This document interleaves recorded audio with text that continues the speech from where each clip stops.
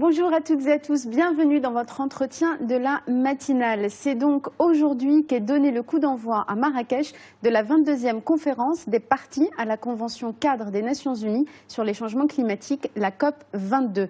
Durant 2 semaines, ce sont près de 20 000 personnes qui sont attendues dans la ville Ocre pour réfléchir aux grands défis qui se posent en matière climatique, proposer des solutions innovantes et créer des synergies efficaces. Pour nous parler ce matin de ce grand événement qu'accueille le Maroc, nous avons le plaisir et l'honneur d'accueillir avec nous sur le plateau M. Abdelhadim El-Hafi. Merci beaucoup d'être avec nous aujourd'hui. Vous êtes le commissaire de la COP 22 et on est ravis de vous accueillir en ce jour de lancement.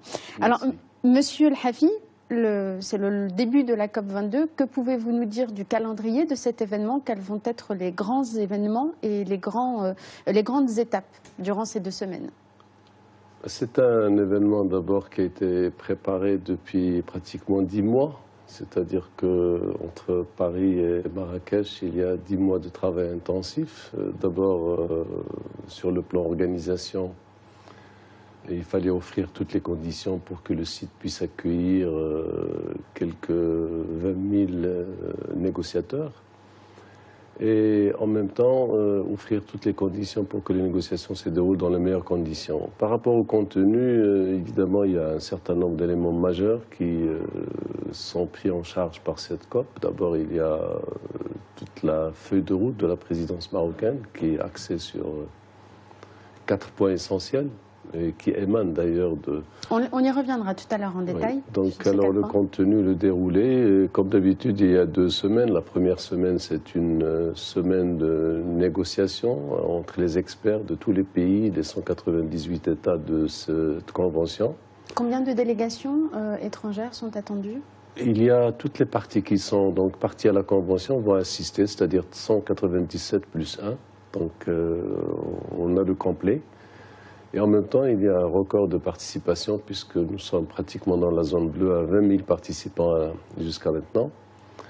Et donc à partir de ces parties, évidemment le contenu qui va être déroulé par rapport aux 2 semaines. Le premier, c'est les experts, mais la deuxième, c'est le niveau supérieur, c'est-à-dire c'est le sommet notamment des chefs d'État, et pour lequel ce sera le couronnement pour délivrer les principaux résultats de la COP22. Donc contrairement à Paris, les chefs d'État sont attendus plutôt la 2e semaine. Oui. Paris était une inversion du déroulé ordinaire parce qu'il fallait absolument décrocher un accord, une convention internationale. Il fallait que les décideurs politiques se réunissent en premier pour décider et puis après de donner aux experts l'occasion de se mettre d'accord. De se mettre d'accord pour essayer de donner le texte final. Alors, quels sont les indicateurs de succès d'un événement comme celui-ci? On vient d'évoquer la participation. Quels sont les autres indicateurs? Il y a l'indicateur de la participation, pas uniquement en nombre, mais également en nombre de parties, parce que ce qui nous intéresse, c'est que toutes les parties à la Convention soient présentes. C'est le cas. Le nombre de participants aussi, ça montre qu'il y a un engouement particulier parce que les défis sont importants. Le 3e indicateur, ça va être tous les livrables de ce que produira Marrakech sur les principaux points qui constituent la feuille de route. Et évidemment, l'autre indicateur, c'est tout ce qui concerne l'organisation. Donc il faut réussir l'organisation dans les meilleures conditions possibles, parce que nous avons 20 000 plus 40 000 dans la zone, ça fait 60 000 personnes à gérer pendant 15 jours. C'est une très grande organisation. Vous avez évoqué tout à l'heure la présidence marocaine. La France passe le relais au Maroc pour la présidence de la COP 22 et durant 1 an. Quels vont être les points essentiels sur lesquels le Maroc va devoir travailler durant cette présidence? Il y a 4 points majeurs. Le premier axe d'abord c'est le financement parce qu'on sait que la mobilisation des 100 milliards de dollars par an à partir de 2020 pour le financement des projets qui auront la taille critique pour inverser les tendances est un élément majeur. Il faut mobiliser cet argent. C'est l'argent, pardon, c'est l'argent que les États développés se sont engagés à verser pour soutenir les pays en voie de développement pour faire face au changement climatique. Pour qu'il n'y ait pas de confusion, il ne s'agit pas d'une caisse, il s'agit de flux financiers, c'est-à-dire ce sont les 100 milliards de dollars qui vont être employés pour soutenir les projets éligibles donc, au développement durable et au changement climatique. Il y a le montant, mais il y a aussi la flexibilité dans l'emploi de ces fonds. et en même temps les critères d'éligibilité pour qu'il n'y ait pas de difficulté pour mobiliser cet argent. Le deuxième axe, c'est l'adaptation, parce qu'elle est essentielle. La COP se tient à Marrakech et se tient au Maroc, donc en Afrique. Et il était essentiel qu'il y ait une sensibilité particulière par rapport aux aspects d'adaptation, c'est-à-dire tout ce qui concerne les effets des changements climatiques sur les pays du Sud, les pays insulaires, et qui sont les plus touchés par les changements climatiques. Troisième axe, on a parlé du financement, on a parlé des projets d'adaptation. Et pour les faire, il faut avoir des capacités humaines et institutionnelles. Donc ce troisième axe est aussi porté par le Maroc dans le cadre d'une grande initiative. D'abord, c'est le Centre des compétences pour les changements climatiques à l'intérieur du pays, mais également dans un réseau continental africain et aussi intercontinental avec l'Amérique latine, l'Asie et l'Europe. Quatrième point qui est essentiel, c'est le transfert de technologie, parce que pour mettre en place ces nouveaux modes de développement durable, on a besoin de technologie, les énergies renouvelables, le solaire, l'éolien, l'eau, le transfert de toutes les compétences en matière de mobilisation et d'utilisation des eaux. Donc tout ceci demande un transfert de technologie. Ce sont les 4 axes principaux établis par la feuille de route de la présidence marocaine. Alors, il y a ce transfert de technologie nord-sud, il y a aussi la coopération sud-sud. Le Maroc est porteur de l'initiative Triple 1, l'adaptation de l'agriculture en Afrique. Est-ce que le Maroc est appelé à jouer un rôle modèle dans le développement durable pour le continent africain ? Modèle, le Maroc, il l'est, parce que d'abord le fait que la COP se tienne au Maroc, c'est une reconnaissance de ce que fait notre pays dans le cadre du développement durable. Et en même temps, le Maroc, il détient un certain nombre d'expertises et de compétences. Je pense que dans le domaine de l'eau, depuis les années 60, le Maroc a acquis énormément d'expertise, à la fois en termes de mobilisation des ressources en eau, mais également en matière d'utilisation de ces eaux. Les énergies renouvelables, je crois les grandes stations telles que celle de Nour a fait acquérir au Maroc un certain nombre d'expertises qui peuvent être transférées dans le cadre d'une coopération sud-sud. L'énergie éolienne aussi en termes de technologie, mais aussi en termes de rentabilité de ces projets. Le Maroc aussi a des projets qui s'inscrivent parfaitement dans la compétitivité en termes de nouveaux modèles de développement. Et puis il y a aussi le triple A, comme vous l'avez signalé. C'est une partie qui traite à la fois de la lutte contre la dégradation des sols, qui traite aussi de l'aspect énergie, de l'aspect eau, mais aussi de l'aspect sécurité alimentaire. Et derrière la sécurité alimentaire, il y a la sécurité tout court. Alors, qu'est-ce qui reste encore à faire? On parle beaucoup des avancées, on parle de ce qui a été réalisé, de ce qui fait que le Maroc joue un rôle modèle, notamment pour l'Afrique. Quels sont les points par lesquels on pêche encore et sur lesquels il y a un travail à faire? La station de Marrakech, c'est une étape qui est juste après Paris. Paris, c'est l'accord des décisions. Et c'est la première fois que toutes les parties qui l'ont ratifié se retrouvent.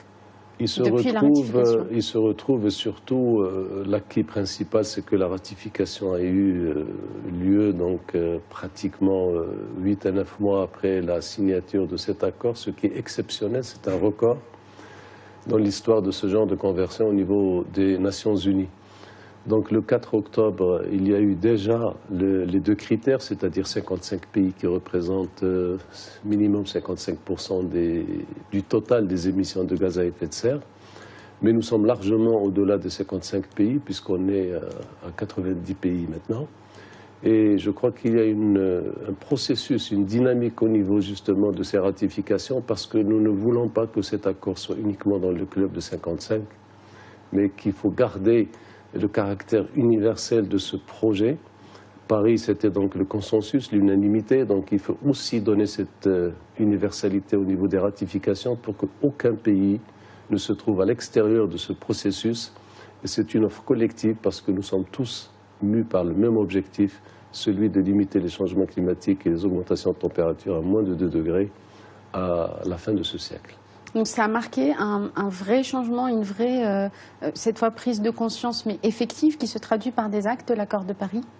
Je crois que la conscience universelle s'est brutalement réveillée en réalisant qu'il n'y a plus de temps à perdre, il n'y a pas d'autre alternative, il fallait agir collectivement, c'est le cas, il fallait agir vite, intensément, et avec un rythme soutenu parce que nous sommes la dernière génération qui a encore la capacité d'agir. Donc je pense que cette conscience, cet esprit de mobilisation de Paris, il est toujours présent. Il y a beaucoup d'attentes, notamment de la part des pays du Sud, et je pense que Marrakech va confirmer cet engagement. Et ce sera la première étape. Et j'espère que donc, en 2018, nous arriverons donc à faire le compte pour dire que nous sommes en accord avec les objectifs fixés à Paris, parce que pour le moment, nous sommes encore loin des 2 degrés, nous sommes à peu près à 3 degrés. Donc il y a encore des efforts à faire. Alors, nous sommes le premier jour de la COP22. Il y a 15 jours de travaux qui s'annoncent. Qu'en attendez-vous? Quels sont vos objectifs pour à l'échéance des 2 semaines? Notre objectif d'abord, c'est de donner des signaux extrêmement forts sur le plan politique. Vous savez, il y a l'accord de Paris qui est là, qui est opérationnel, mais il y a aussi d'autres accords qui ont une importance égale. L'accord qui a été fait à Kigali au mois d'octobre sur la modification, l'amendement du protocole de Montréal sur les gaz frigorigènes. Et c'est un accord d'une dimension internationale, l'accord de l'aviation civile. Donc tous ces signaux politiques, d'abord, donnent de la dimension à Marrakech. Le deuxième élément, c'est de donner donc du concret au niveau de ces accords, notamment sortir avec des projets. Et je crois qu'il y a beaucoup d'initiatives maintenant qui ont été adoptées. Il y a d'abord le 4A, vous l'avez signalé, il y a l'initiative sur les oasis. Il y a tout ce qui concerne les coalitions et les initiatives sur les thématiques majeures, notamment l'initiative sur l'eau en Afrique, les initiatives qui concernent aussi le Triple S, qui est une initiative portée par le Sénégal, le Népal et le Maroc, et qui donc vise effectivement de lier les changements climatiques à la migration écologique. Et il y a la dégradation des sols, c'est la 2e convention des Nations Unies qui a une importance capitale, notamment pour les pays d'Afrique et les pays du Sud.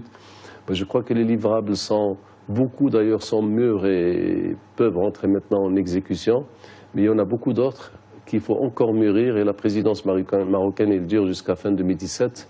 Donc nous avons le temps encore de les mûrir pour qu'à la COP23, il y ait d'autres résultats positifs pour qu'on garde justement ce rythme d'avancement. Et que le Maroc ait laissé son empreinte. J'espère que Marrakech entrera dans l'histoire. Ce sera un rendez-vous majeur et surtout, je pense que les générations futures se rappelleront que Marrakech aura été un tournant historique pour la traduction de l'accord de Paris en termes concrets. Monsieur El Hafi, merci beaucoup d'avoir été avec nous ce matin. On vous souhaite une très bonne COP22. Merci, chers téléspectateurs, de nous avoir suivis. Très bonne journée sur Média TV.